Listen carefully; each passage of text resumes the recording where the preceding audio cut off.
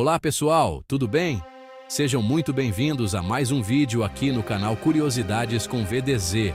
A engenharia romana permanece como um dos legados mais impressionantes e duradouros da história da humanidade, especialmente no que tange à construção de aquedutos em regiões como Roma, Segóvia e Provença, e ao desenvolvimento de um concreto cuja qualidade e durabilidade desafiam, em muitos aspectos, os materiais que empregamos na atualidade. Este feito extraordinário, realizado há mais de 2 milênios, demonstra um domínio ímpar dos princípios físicos e da química dos materiais, alcançados sem o auxílio de eletricidade, bombas mecânicas, softwares de modelagem ou qualquer uma das tecnologias que hoje consideramos indispensáveis para a engenharia civil moderna. Os engenheiros daquela época possuíam uma visão sistêmica que unia funcionalidade e estética, criando monumentos que não eram apenas úteis, mas também símbolos do poder e da civilidade do Império Romano, que se estendia da Britânia, passando pela Gália, até o Egito, influenciando culturas locais e religiões, como o politeísmo romano. Ao observarmos as ruínas que ainda se mantêm de pé, como a Ponte de Alcântara na Espanha ou o Aqueduto de Valens em Istambul, percebemos que a resistência dessas estruturas não é obra do acaso, mas sim o resultado de cálculos precisos e da escolha meticulosa de matérias-primas raras, como a pozzolana do Golfo de Nápoles, e técnicas inovadoras. Roma não apenas conquistou territórios, ela os transformou através da infraestrutura, garantindo que o estilo de vida romano, com banhos públicos, abastecimento de água potável e vias pavimentadas, fosse replicado de Londinium, na Britânia, até Alexandria, no Egito, sempre com a solidez do concreto romano e a pureza da água, respeitando e integrando tradições locais e religiões regionais. Neste roteiro, vamos desvendar como essa civilização conseguiu domar a natureza e criar materiais que, mesmo após 20 séculos sob sol mediterrâneo, chuvas intensas do norte da Europa e terremotos na Anatólia, continuam a nos ensinar lições valiosas sobre durabilidade e inteligência construtiva aplicada, conectando povos, culturas e religiões ao longo do tempo.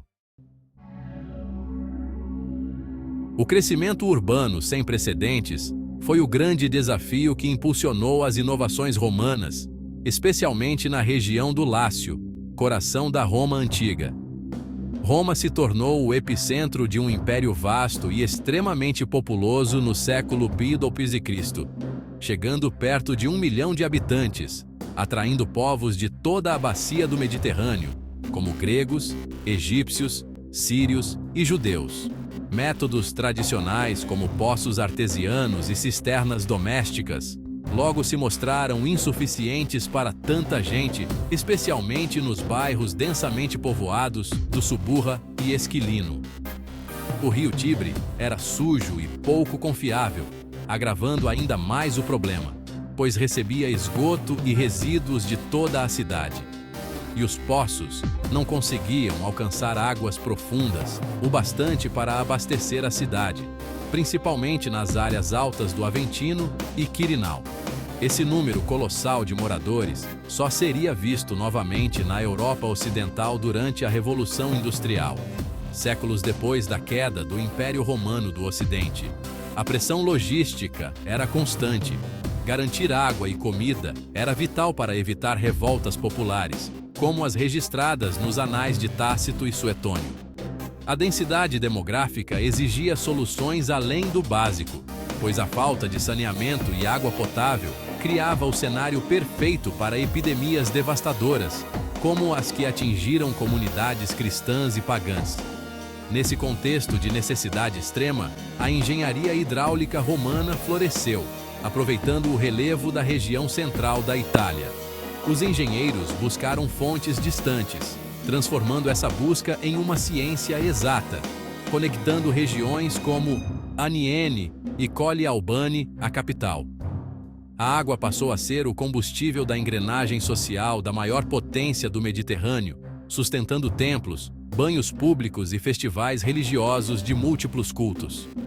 Assim, os aquedutos não só mataram a sede de Roma, mas mudaram para sempre a face da urbanização mundial, influenciando cidades cristãs, islâmicas e judaicas por séculos. Em Roma, capital do Império Romano, a demanda por água ia muito além do consumo doméstico básico, refletindo o estilo de vida urbano do século II d.C. As termas monumentais, como as de Caracalla e Diocleciano, localizadas no coração de Roma, as fontes decorativas em cada praça do Fórum Romano, os banhos públicos e até as latrinas coletivas eram símbolos de civilidade, higiene e do poder romano inquestionável, influenciados pela cultura greco-romana e pelo politeísmo predominante. Essas estruturas dependiam de um fluxo constante e abundante de água potável, tornando o abastecimento eficiente uma questão de saúde pública, higiene e, acima de tudo, estabilidade social na Roma antiga. Frequentar as termas era sentir-se parte de algo maior. Um lembrete visual de que o Estado romano, sob o comando de imperadores como Caracalla, cuidava do bem-estar e do lazer da população urbana, independentemente de origem ou religião. A gestão da água era tão importante que cargos de alta confiança, como o curator aquarum, foram criados só para supervisionar os aquedutos, garantindo que o luxo das fontes imperiais não interrompesse o fornecimento das fontes públicas, conforme registrado em inscrições latinas preservadas. Os romanos investiam fortunas em manutenção, entendendo a água como direito público e dever da administração, prática que refletia valores cívicos, herdados da tradição republicana e perpetuados no Império. Sem essa rede sofisticada, Roma jamais teria alcançado a sofisticação cultural e a ordem interna, que permitiram sua expansão territorial e longevidade como centro do mundo mediterrâneo. Cada gota que chegava às fontes era um triunfo da logística sobre a geografia italiana, reforçando Roma como a cidade eterna, capaz de moldar o ambiente ao seu redor e unir povos de diferentes culturas sob o domínio romano. A solução idealizada e aperfeiçoada pelos engenheiros romanos, como Frontino descreveu no século I d.C., baseava-se em um princípio físico enganosamente simples para os padrões modernos: a força da gravidade em sua forma mais pura. Ao contrário da crença popular, os aquedutos não eram usados para elevar a água a grandes alturas com pressão mecânica, mas sim para conduzi-la em um declive contínuo e extremamente suave, conectando fontes como as montanhas albanas à cidade de Roma.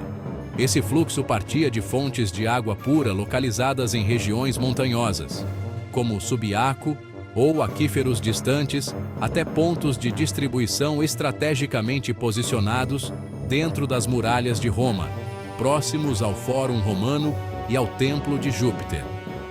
A mágica da engenharia romana residia na precisão milimétrica com que essa inclinação era calculada ao longo de dezenas, e às vezes centenas, de quilômetros de terreno irregular, cruzando vales, florestas e até territórios de diferentes povos itálicos.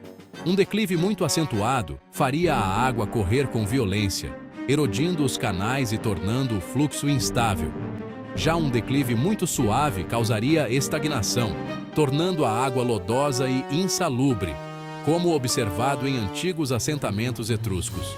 Para evitar esses extremos, os engenheiros romanos estabeleceram um gradiente ideal, em torno de 0,1%, uma queda de apenas 1 metro a cada quilômetro, conforme registros de Vitrúvios e Frontino.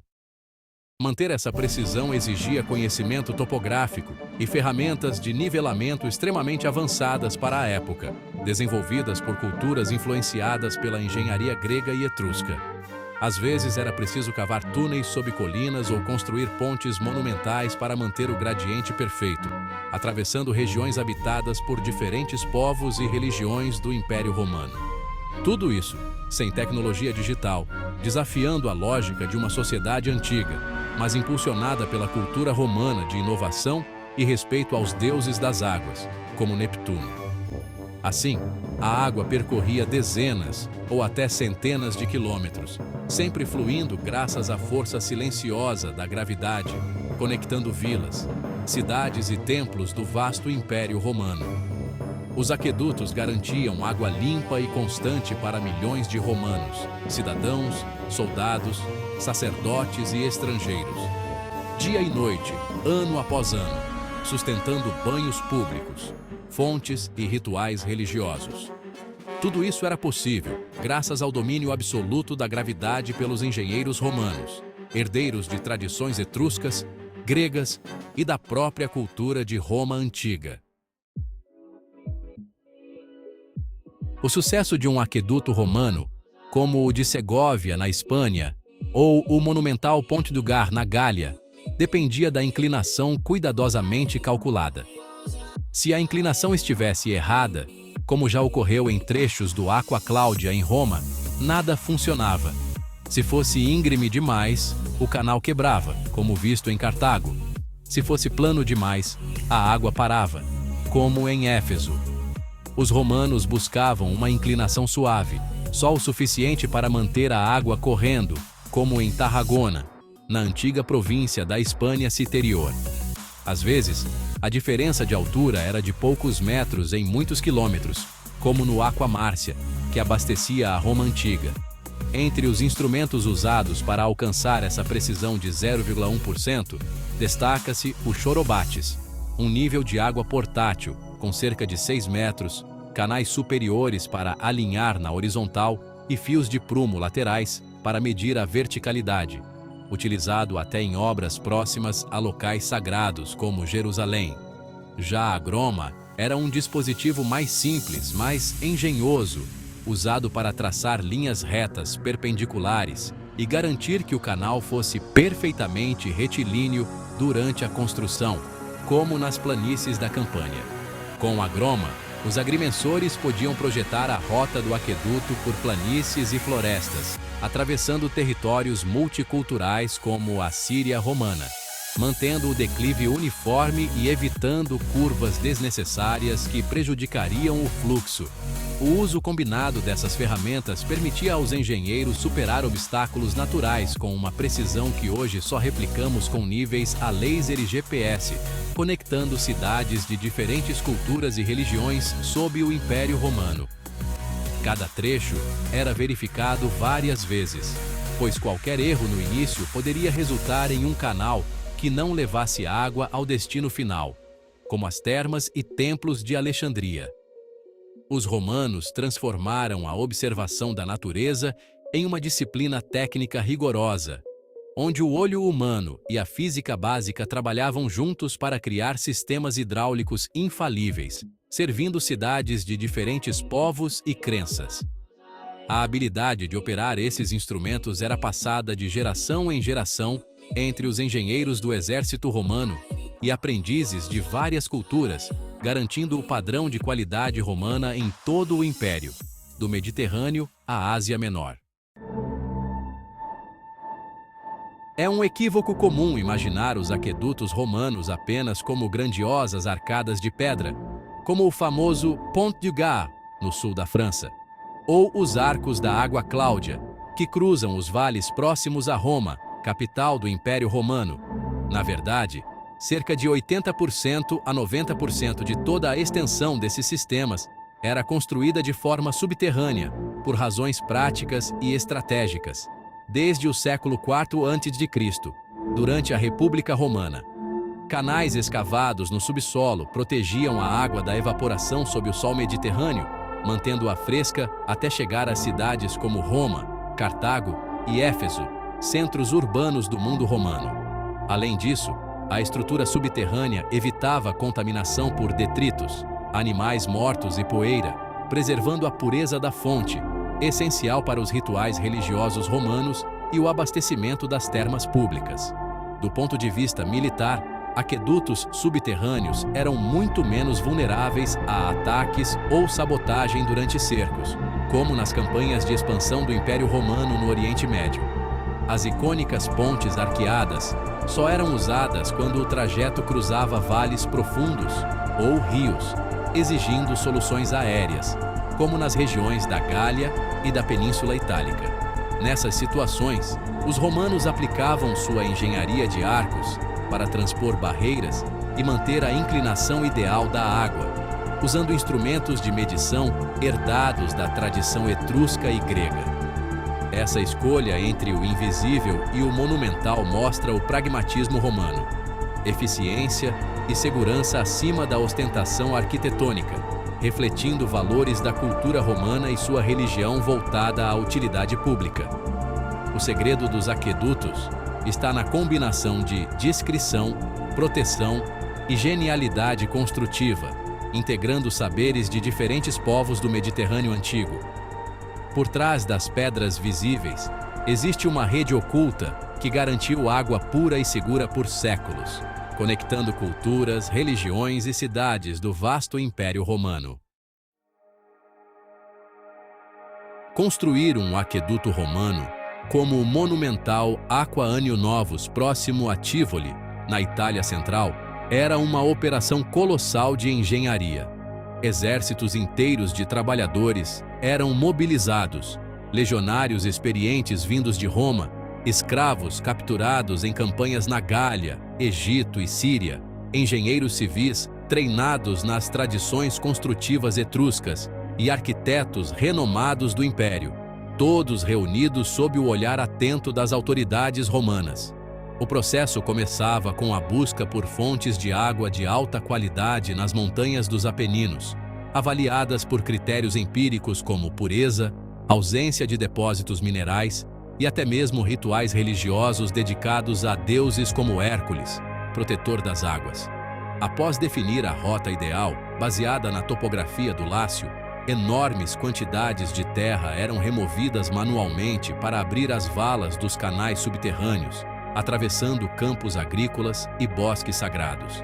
Esses canais recebiam um revestimento de argila extraída das margens do rio Aniene, garantindo a impermeabilização inicial e respeitando técnicas herdadas dos etruscos. Depois, eram reforçados com placas de tufo vulcânico da região e o famoso concreto romano, o Opus Caementicium, garantindo estanqueidade absoluta e durabilidade por séculos, como comprovam inscrições latinas preservadas até hoje. O esforço humano e financeiro era imenso, frequentemente custeado pelo Tesouro Imperial de Roma ou por generais vitoriosos como Agripa, que buscavam deixar um legado eterno e fortalecer sua posição política e religiosa. O retorno era proporcional ao investimento. A água fluía constantemente para os reservatórios de distribuição, os Castella Aquae, verdadeiros centros nervosos do sistema hídrico romano, abastecendo templos, termas e fontes públicas. Cada pedra assentada e cada metro de canal fazia parte de uma engrenagem logística que conectava a natureza selvagem dos Apeninos ao coração pulsante da civilização romana, respeitando tradições religiosas e culturais locais.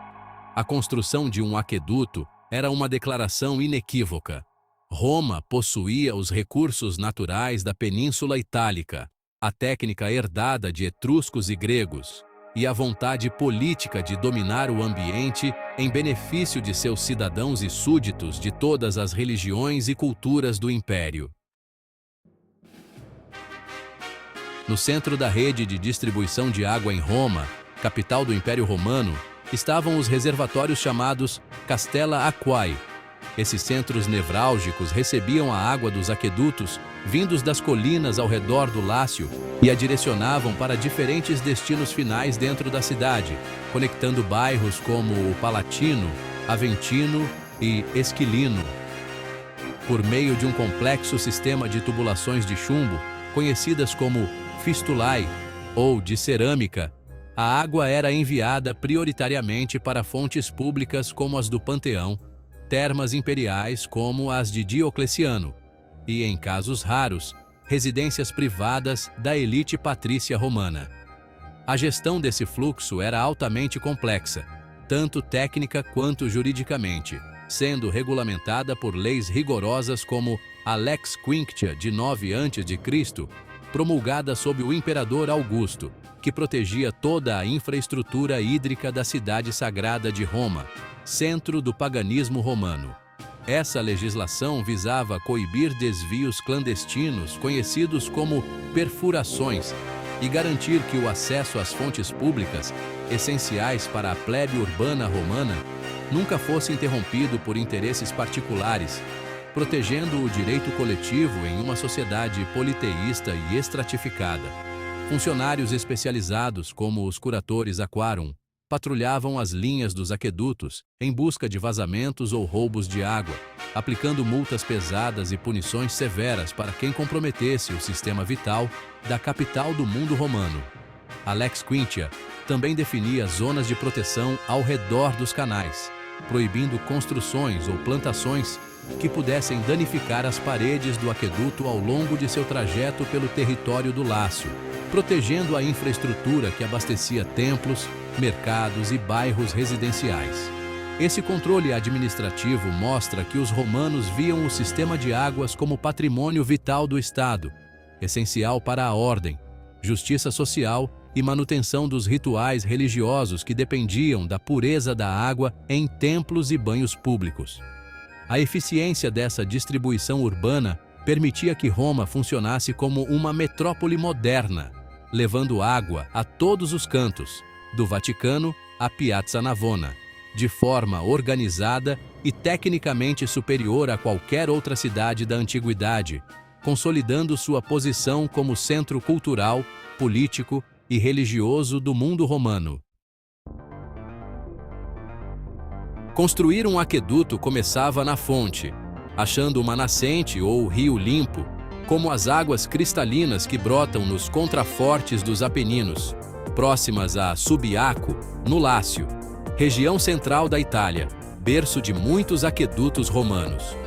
Os trabalhadores, geralmente cidadãos romanos ou escravos, sob supervisão de engenheiros militares, traçavam o caminho, marcando cada metro para garantir a inclinação certa, usando instrumentos como a groma e o chorobate, essenciais na topografia romana.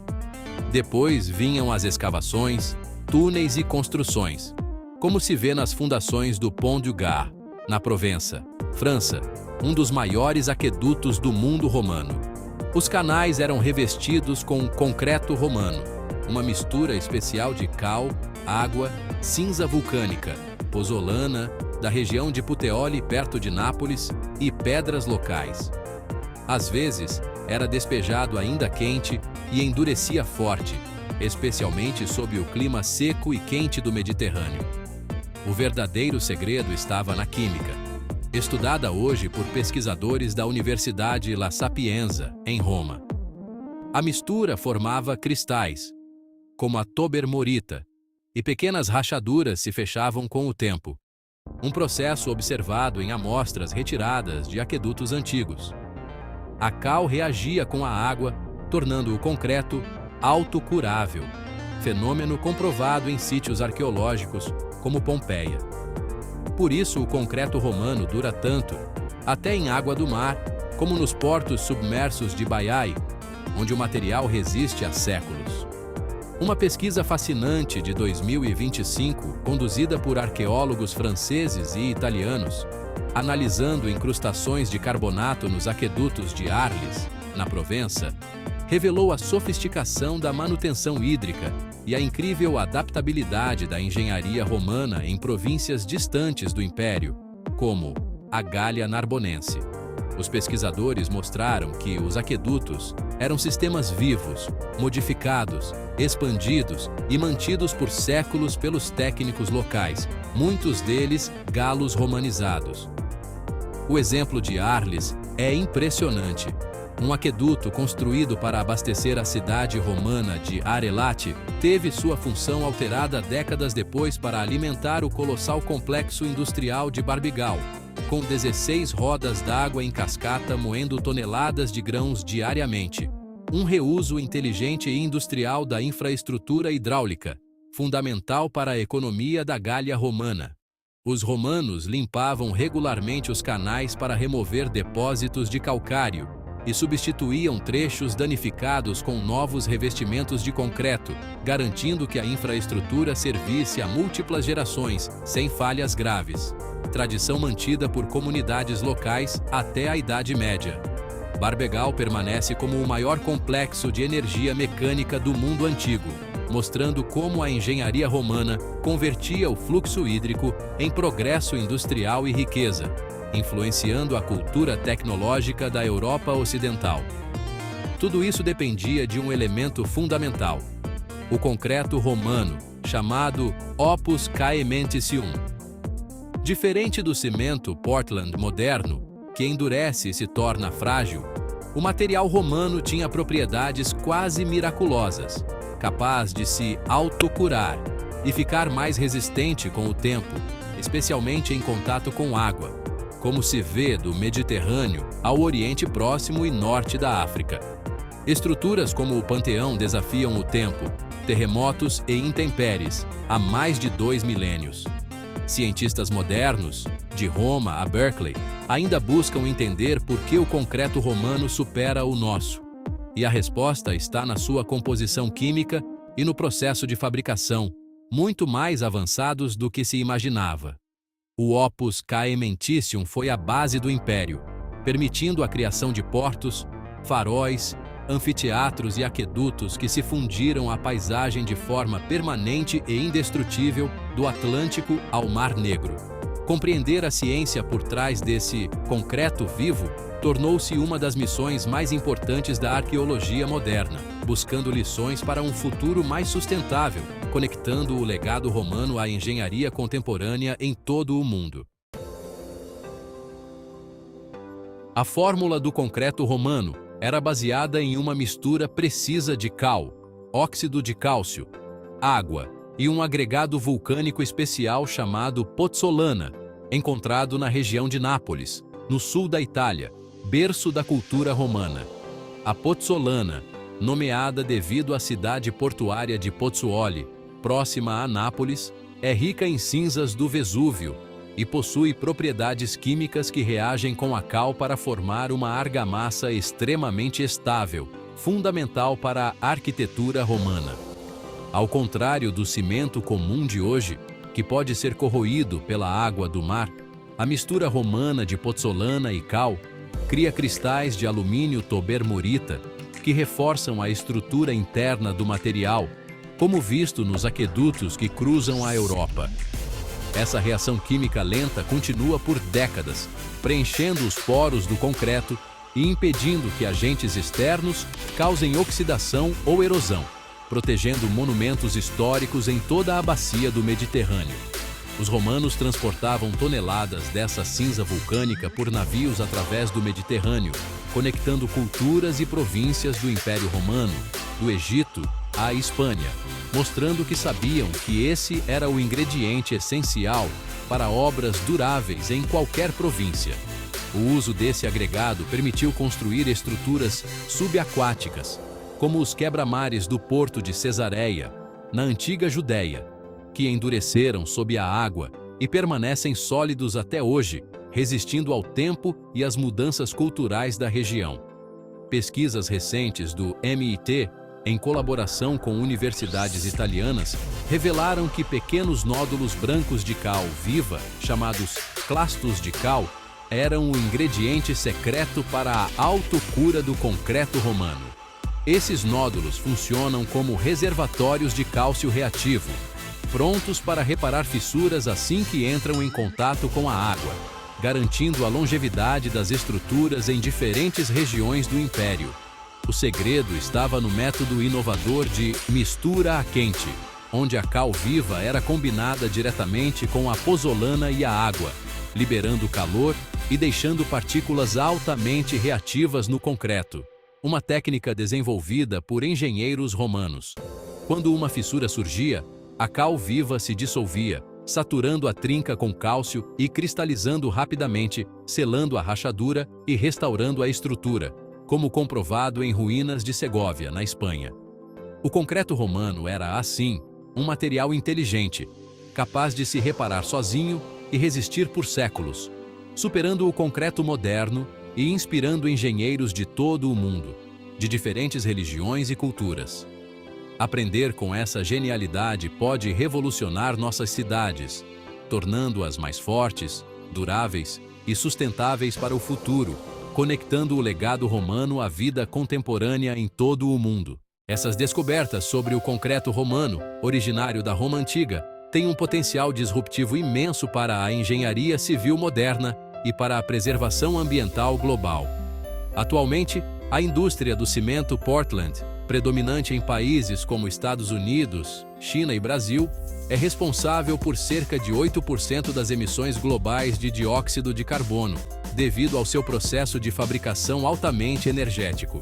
Mas um concreto que se autocura, inspirado na técnica romana desenvolvida há mais de 2000 anos, poderia reduzir drasticamente a necessidade de novas construções e reparos constantes, diminuindo a pegada de carbono das cidades contemporâneas. Pesquisadores italianos e americanos que recriaram a fórmula de mistura a quente em laboratório descobriram que esse material poderia fechar suas próprias rachaduras em apenas algumas semanas de observação. Enquanto o concreto moderno permanece vulnerável, sua contraparte inspirada nos romanos absorve água e realiza reparos direcionados de forma autônoma, como observado em estruturas históricas de Roma. Adotar essa tecnologia antiga poderia estender a vida útil de pontes, túneis, barragens e edifícios em todo o mundo, economizando bilhões em manutenção estrutural. Além da durabilidade, o concreto romano prova que a infraestrutura pode envelhecer com dignidade e até se fortalecer com o tempo, como demonstram monumentos preservados em toda a bacia do Mediterrâneo.